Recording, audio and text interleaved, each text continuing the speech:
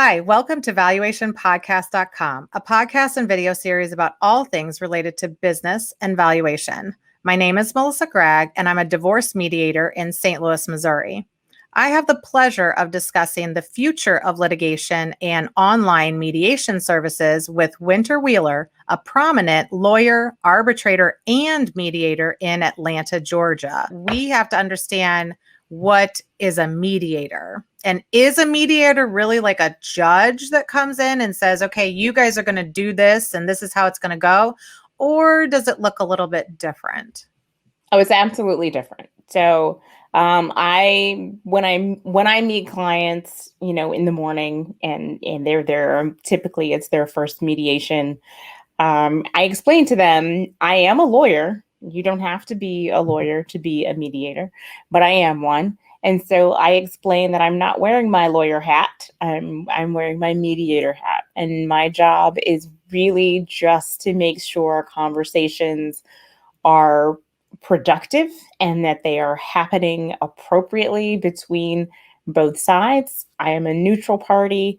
I am not in favor of any particular outcome. I'm not in favor of any one side of the argument. I have no horse in the race or dog in the fight, whatever euphemism you want to use.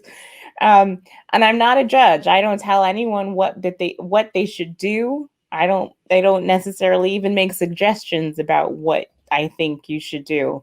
To a certain extent, if I think it's necessary, I will make some comments on reality testing. If I think someone is being a little bit unreasonable, I will make that known. But I read the room. I make sure that the people that I'm working with are going to be receptive to that, and I evaluate and judge accordingly, and move forward with whatever I think would be appropriate and whatever they'd be receptive to. Well, and I think it's a very interesting area because mediation really is part, moderator, part communication or facilitator. A lot of times I'm coming into a situation as a co-mediator and I'm focused on a business valuation in some context.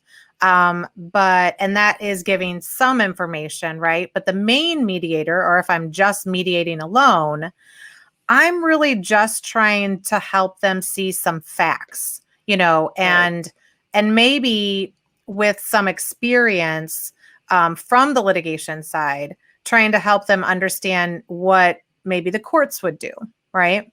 Or if you've seen, really with mediation, if you've seen a lot of different things happen, you might have 5 different suggestions of options, whereas they're just coming in with 1 or 2, right?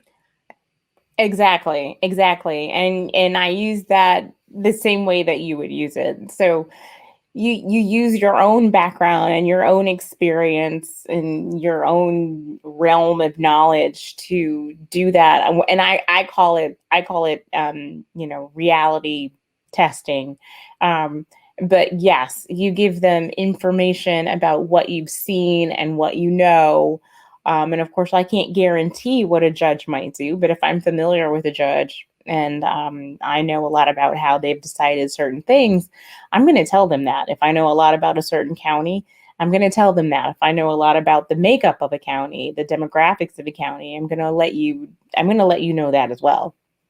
And it's been especially interesting now with COVID, how things that we thought we knew about juries in specific areas have, those things have changed. And so we don't have data to back up what a jury in a certain place might do, because that jury looks a heck of a lot different than it did before. Because if we're going to be doing potentially a virtual jury, it's not the same group of people that would be showing up if we were doing it in person.